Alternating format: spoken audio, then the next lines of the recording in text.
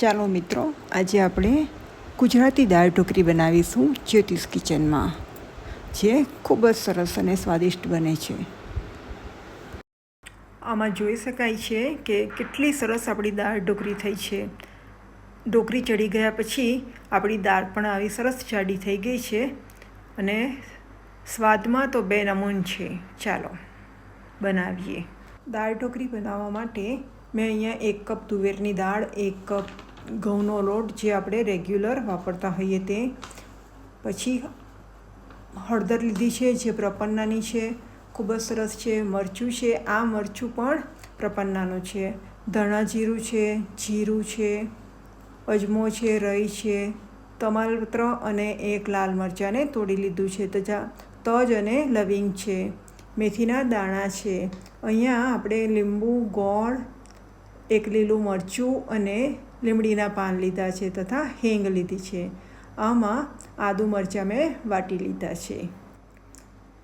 આમાં સિંગદાણા છે, ગરમ મસાલો છે, સિંગ તેલ લીધું છે, ચણાનો લોટ લીધો છે અને મીઠું લીધું છે. સૌથી પહેલાં આપણે આ તુવેરની દાળને 2 વખત ધોઈ અને પછી એને પ્રેશર કુકરમાં બાફી લઈશું. અહીંયા મેં કુકરમાં એને ધોઈને લઈ લીધી છે. 1 કપ તુવેરની દાળ છે તો એની સામે આપણે 3 કપ જેટલું પાણી રેડીશું. દાળ ઢોકળી એ આપણા ઇન્ડિયન પાસ્તા છે. આપણે ઘઉંના લોટની ઢોકળીને મસાલેદાર દાળમાં પકાવીએ છીએ. આમાં આપણે હવે 1/4 ટીસ્પૂન જેટલી હળદર અને અડધી ચમચી જેટલું મીઠું નાખી એને 2-3 સીટી વગાડી થોડીવાર ધીમા પર સિજાવા દઈ બાફી લઈશું. દાળ ઢોકળી લગભગ દરેક ગુજરાતીના ઘરમાં બનતી જ હોય છે, અલગ અલગ રીતે પણ બને તો છે જ. હવે દાળ બફાય ત્યાં સુધી આપણે લોટ બાંધી લઈશું. જુઓ, મેં અહીંયા ઢોકળી માટે 1 કપ ઘઉંનો રોજ વાપરીએ તે લોટ અને એની અંદર 2 ચમચી ચણાનો લોટ ઉમેર્યો છે. સ્વાદ મુજબ એમાં આપણે મીઠું નાખીશું. હવે આપણે એમાં 1/4 ટીસ્પૂન જેટલી જ હળદર લઈશું. હળદર ખરેખર સરસ છે એટલે બહુ બધી જોઈએ નહીં. અને 1/2 ટીસ્પૂન જેટલું મરચું નાખીશું. આ મરચું ઓર્ગેનિક છે એટલે એસિડિટી થતી નથી. હવે હિંગ નાખીશું. 1/2 ટીસ્પૂન અજમો લઈશું. અજમાને હાથમાં આપણે જરા મસળીને નાખીશું જેથી કરીને એની ફ્લેવર સરસ આવે. આપણે 3 ચમચી તેલ લઈશું મોવણ માટે. પછી બધો જ ભેગું કરી લઈશું કોરું જ, અને ત્યારબાદ કોરું ભેગું કર્યા પછી જરૂર મુજબ પાણી લઈ આપણે લોટ બાંધી લઈશું. જ્યારે બહુ ઉતાવળ હોય અને કોઈ એક જ ડીશ બનાવવી હોય પણ પેટ પણ ભરાય અને આપણને સંતોષ થાય એવી ડીશ જ્યારે બનાવવાની ઈચ્છા થાય ત્યારે લગભગ મોટાભાગે ગુજરાતીઓ આ દાળ ઢોકળી બનાવી લેતા હોય છે. એમાં એક જ ડીશમાં દાળ પણ આવી જાય છે અને ઘઉંના લોટની ભાખરી પણ આવી જાય છે. ખરેખર ફૂલ ન્યુટ્રિશિયસ ડીશ છે. એક બાઉલ ભરીને જો દાળ ઢોકળી ખાઈ લીધી હોય તો સંતોષ થઈ જાય છે. જો આપણો લોટ બંધાઈ ગયો છે.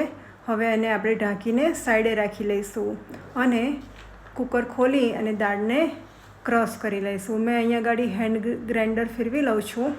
તમે એને એમ ચમચાથી પણ હલાવીને પણ કરી શકો છો. હવે આપણે એનો વઘાર કરીશું. વઘાર માટે મેં અહીંયા ગાડી 3 ચમચી જેવું તેલ લીધું છે.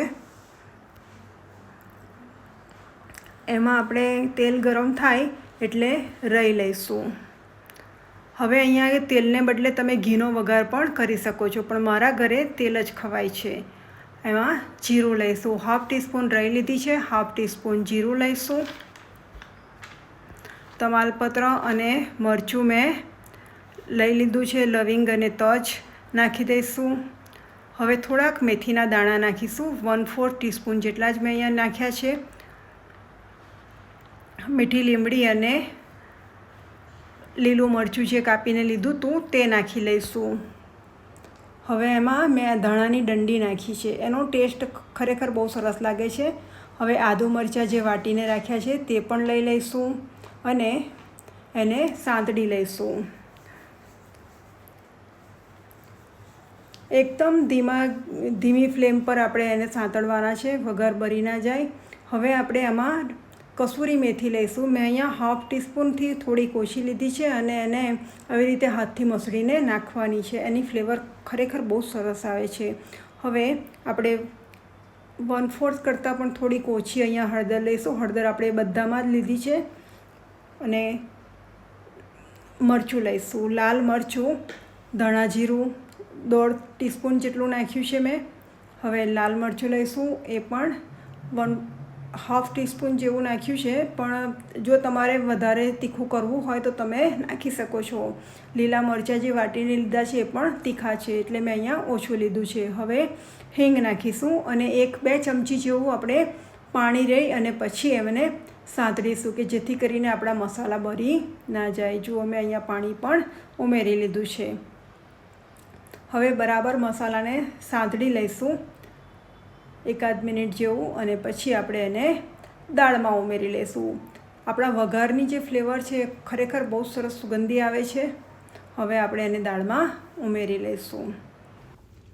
ઘણા આ વઘારની અંદર જ અથાણાનો સંભાર પણ નાખે છે. એ પણ જો તમે ઈચ્છો તો નાખી શકો છો. એની પણ બહુ સરસ ફ્લેવર આવે છે.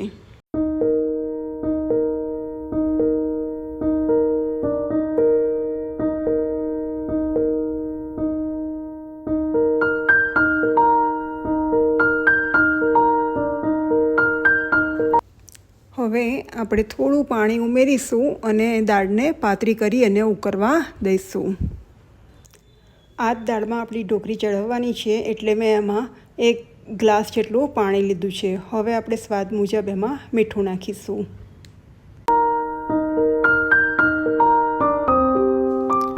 શેંગદાણા નાખીશું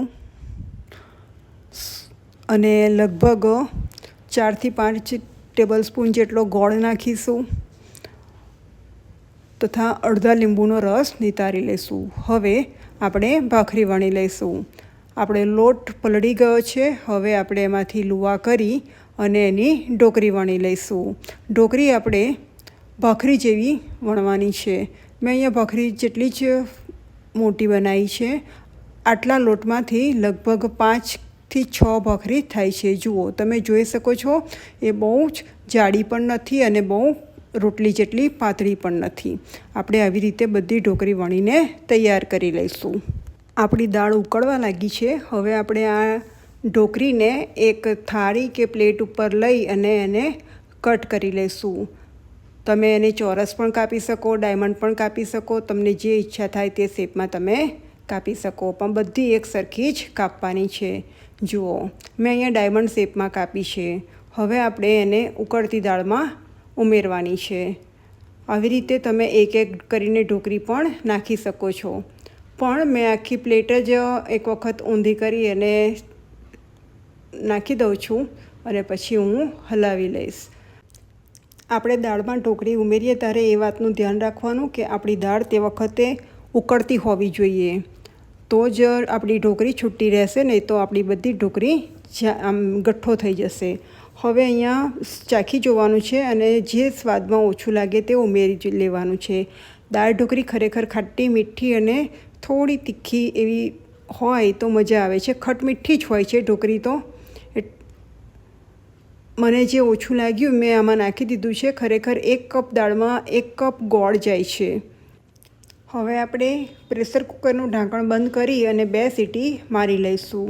પછી એનું પ્રેશર ઓછું થાય એટલે કુકર ઠંડુ થાય ત્યારે આપણે એને ખોલીશું. જુઓ, આપણી દાળ ઢોકળી ચડીને સરસ તૈયાર થઈ ગઈ છે.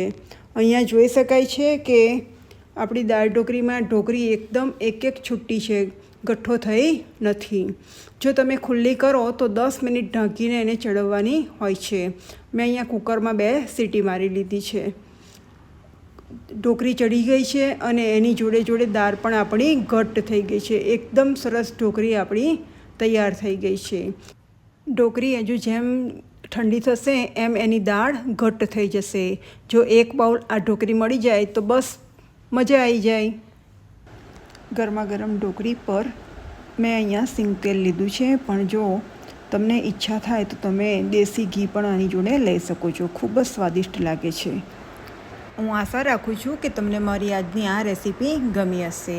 જો ગમી હોય તો મારી ચેનલને લાઇક, શેર અને સબસ્ક્રાઈબ કરજો. Thank you.